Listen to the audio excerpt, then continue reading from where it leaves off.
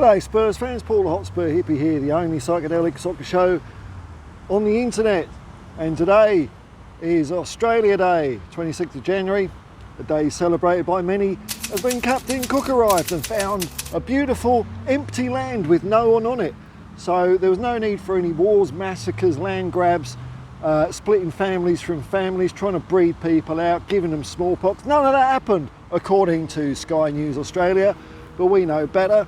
And the country can do better than this. Anyway, it's off to Tottenham time, and I've only got one more sleep until we take on Manchester City in the FA Cup. I'm looking forward to this. I watched Ange Postecoglou's press conference, didn't give too much away, and the Fleet Street meathead hacks always save their curly questions for the special late night edition embargoed section. Ooh, sizzling hot. So we'll probably find out a bit more then of maybe what Ange thinks of winning the FA Cup and things like that. But what we do know so far is that Maddison has been back in training and he's available, which is great. Now whether we use him or not, I don't know. But I would just be super excited to see James Maddison weave a little bit of magic, to teach those dirty cheats a lesson in how to play creative football, because I think they've forgotten. They got too much hubris, you know, all this treble winning stuff. It's gone to their heads a little bit. Their fans don't care anyway. Their ground's always half empty. And they've been struggling to fire on all cylinders this year. Maybe a bit of a hangover from winning everything last year, because now they're totally legit. Let's not forget, you know, they did maybe dodgy stuff years ago beyond the statute of limitations of UEFA, but they're clean now, you know, they're clean, they're going straight. A story of redemption, even though they've had to serve no punishment for their crimes, they're now going straight, they're all right. But doesn't matter if they're straight or crooked, when they come to Tottenham Hotspur Stadium, it's a tough place to play, mate. We've got a very good home record. We've got an excellent an almost unblemished home record at our new stadium. I wonder how long we'd be saying that for. Against Manchester City, who famously, one of their last achievements that they've got to overcome in football is, of course, scoring one little goal, and then against little teeny tiny Tottenham Hotspur, by far the greatest football team the world has ever seen. I'm looking forward to it. I'm going to be doing a watch along in the morning. So I think the kick-off here is at 7 a.m. So I'll start my watch along at 6:30, go through the team lineup. It's going to be exciting. Don't know who's going to be in it. But blimey, right, if we see a Bentancur and Maddison at least in midfield, I'll be salivating, because I think if we've been playing so well without a combination like that, we didn't really get to see the whole Maddison Bentancur thing really take shape. So I'm looking forward to seeing a bit of that in action, seeing what happens between the two of them before Pape Matar and Yves Bissouma come back, who I believe, rumour has it, Senegal and Mali may kind of be playing each other soon, so we're going to get one of them back. And there's also a chance that Australia could be playing South Korea soonish, in which case everyone cheer on the Socceroos to send Sonny back to Tottenham. Oh look, he probably wants to win it, but I want Australia to beat South Korea. I can't help it. Football's a weird old thing, isn't it?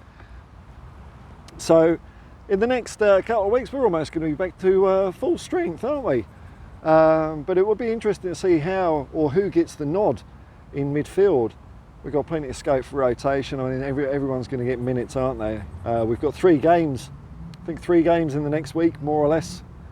So from having a la-di-da break, which Ange said he gave the players a bit of a break just to recuperate, didn't bother going to Abu Dhabi or any places like that for some $10,000 steaks like Arteta, because Ange's the man of the people. He's humble. He's not going to be indulging in that crap. He'll be having some souvlaki, maybe. Some souvlaki, bit of tzatziki. Beautiful bit of bread, bit of onion, What's that cost? It's not $10,000. Even if Demis Roussos fed it to you, it wouldn't be $10,000. Pretentious twats at Arsenal. What else was said in the press conference? There wasn't really a lot else, was there? Not much grist for the mill. So I think the next conference comes out at about 11 o'clock PM tonight. Plane going past there. Still no news on any more transfers, whether they're happening or not. Latest rumour seems to be either we're not bothering with anything else, or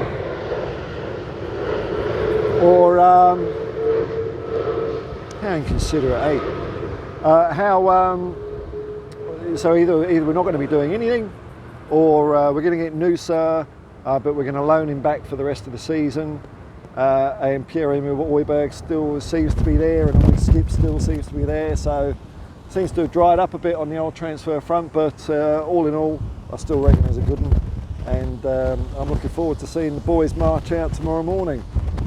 My tip, I've been going 3-0. 3-0 most of the... God, I'll tell you what, it's so hot here. It's 40 degrees, man. It might not look it, but it's stinking hot. What was I? Yeah, I was good. My tip for tomorrow, and this is why you should never gamble, folks, especially if you listen to my tips. I'm not in it for the realism. I'm in it for the excitement, the hope, the dreams, the aspirations, and the crushing disappointment when it all goes to shit. But I don't think it will. I'm going 3-0. I'm going 3-0. I think we're going to just catch them like rabbits in the headlights. They'll be like that, and bang, bang, bang. Be 3 goals before it's 10 minutes, and then that's it. Game over. Nothing else will happen for the other 80 minutes. Or if we do timekeeping a bit like the South Korea-Malaysia game, you have to have another 20 minutes on the end of that. Who's running the game? Who's doing this? Who's running the game and adding 20 minutes on at the end? Who? Can we find out and just say, stop? Just stop. We don't want any more of this silliness in football. It's crazy. I hope there's no VAR shenanigans tomorrow. I want a nice clean fight, which hopefully will involve a few Manchester City players bumping into each other, crashing into advert hoardings, slipping up on a bar of soap in the shower before the game kicks off, something like that. Anything to give us the edge. Oh, I thought you were better than that. Wishing injuries on people. Well, I'm bloody not. I hope their bus gets a flat tyre and they don't get to the ground on time and they have to forfeit 4-0. There you go. That's the kind of low fan I am. Anyway, folks, I'll be around for the watch along tomorrow morning. Should be a lot of fun. Good game. I'm expecting a really good game of football. Entertaining, end-to-end dynamic stuff, and we're going to do them. We're going to do them good. You mark my words. Peace and love, man. Peace and love. Come on, you Spurs.